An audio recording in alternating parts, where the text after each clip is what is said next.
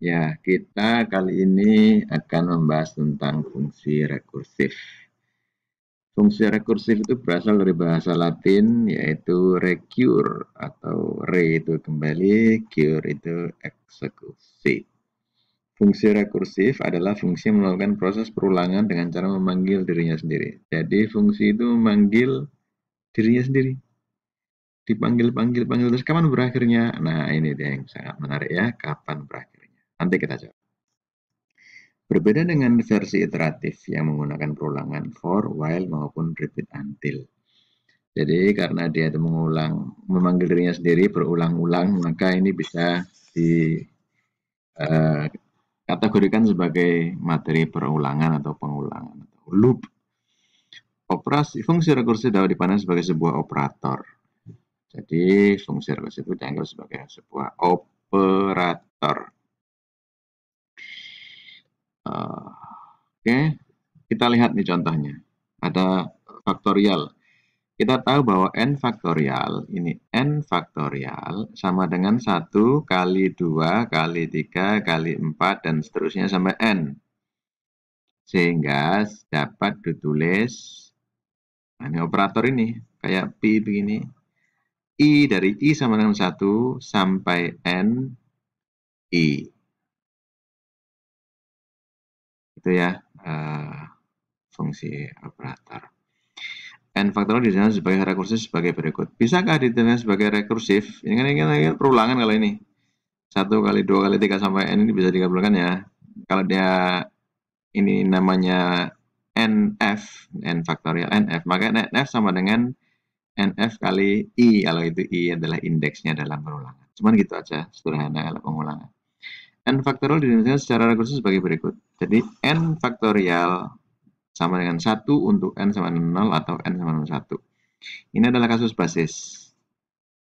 Ya, jadi karena basisnya di bawah, maka kalau N-nya 5, maka ini turun dia. 5, 4, 3, 2, 1. Kalau N faktorial, maka sama dengan N kali N-1 faktorial. Untuk N sama dengan 2. Ini lihat nih. Ini masih ada faktorialnya di sini. Di sisi kiri ada faktorial, di sisi kanan ada faktorial. Cuman, di sisi kanan faktorial ini harus lebih sederhana daripada yang di sebelah kiri. Yaitu lebih sederhana itu artinya menuju ke kasus basis. Ini di atas ini kasus basis. Kalau n-nya 5, maka di sini 4 faktorial.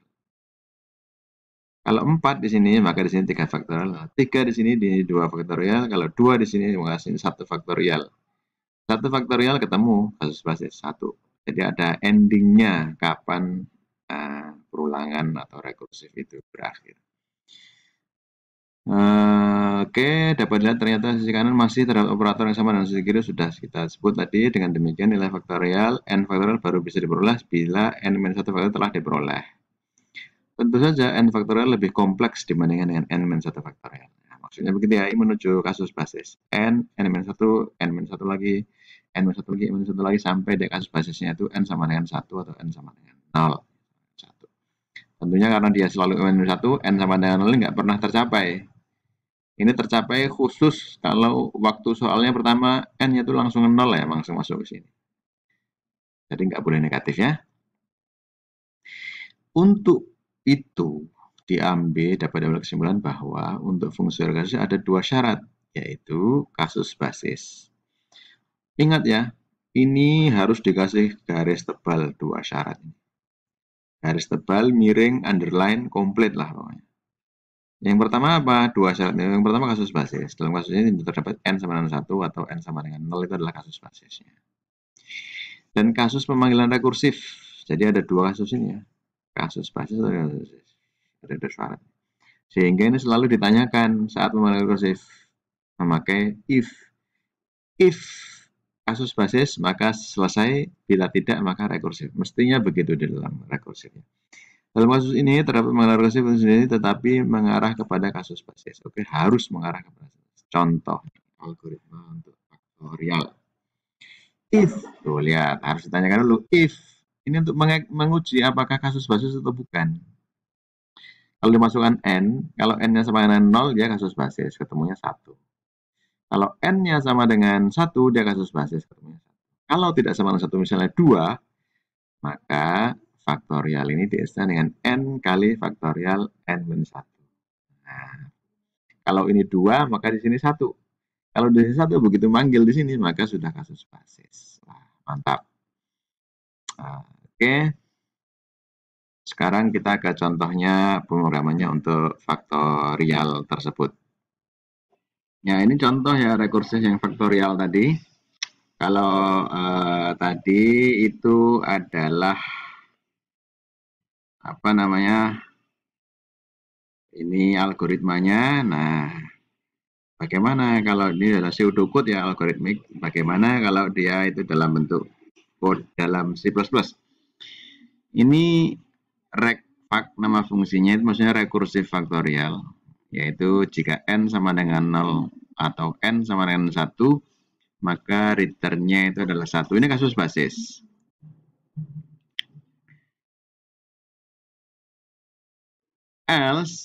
Else-nya itu mestinya n-nya itu sama dengan 1 atau lebih. N tidak sama dengan 0 dan n tidak sama dengan 1. Kalau mau dikasih komen itu begini dia.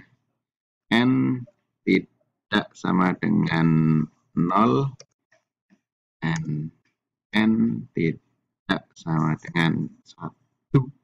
Jadi kalau di sini OR, di sini N. Kalau di sini OR, di sini N, oke. Kalau ini sama dengan, tidak sama dengan, tidak sama dengan. Kalau ini lebih besar, lebih kecil, lebih besar, lebih kecil gitu ya. Tinggal dibolak-balik. Kemudian kalau yang versi iteratifnya itu gampang sekali juga. Oh ya, return 1 ya. Kalau selebihnya itu adalah N kali recursive faktorial n-1. Nah, kalau di sini masuk 5, maka 5 di sini 4.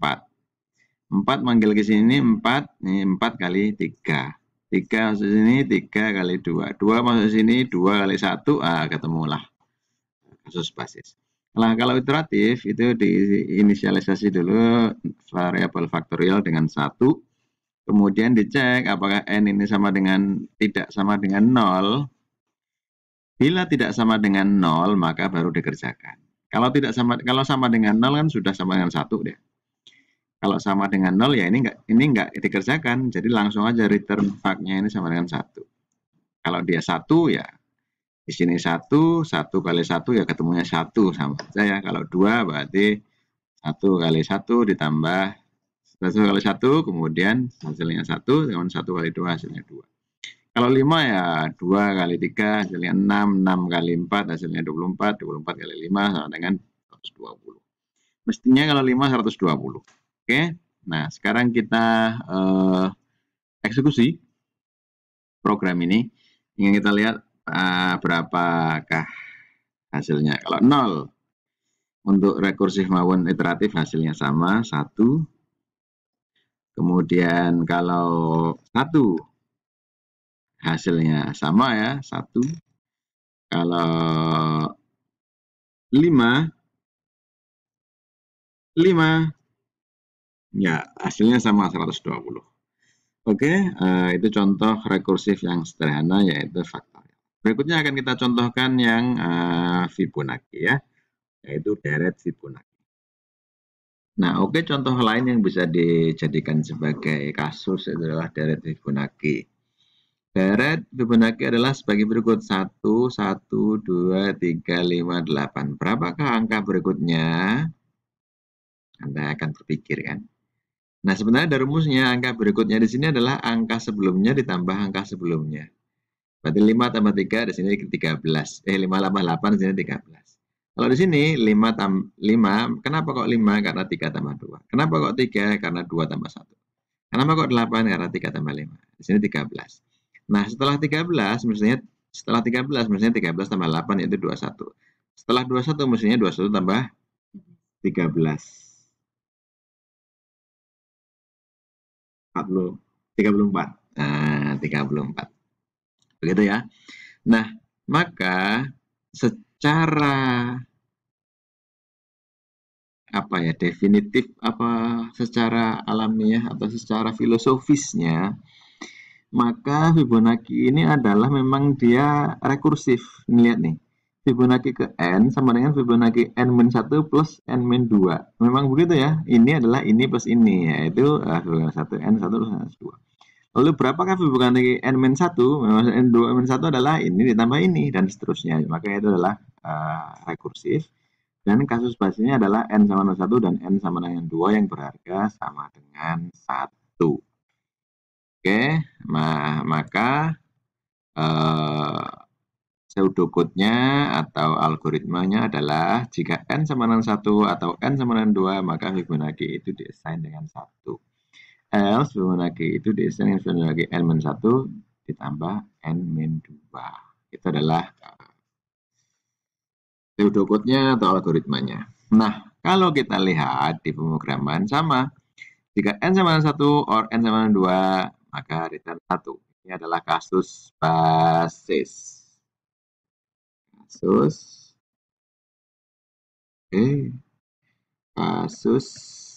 basis. Nah, yang ini adalah rekursif.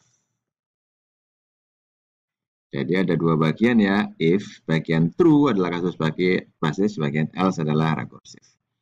Sehingga kalau in n, c out, masukkan n, c in n, maka n Fibonacci rekursifnya adalah rekfib.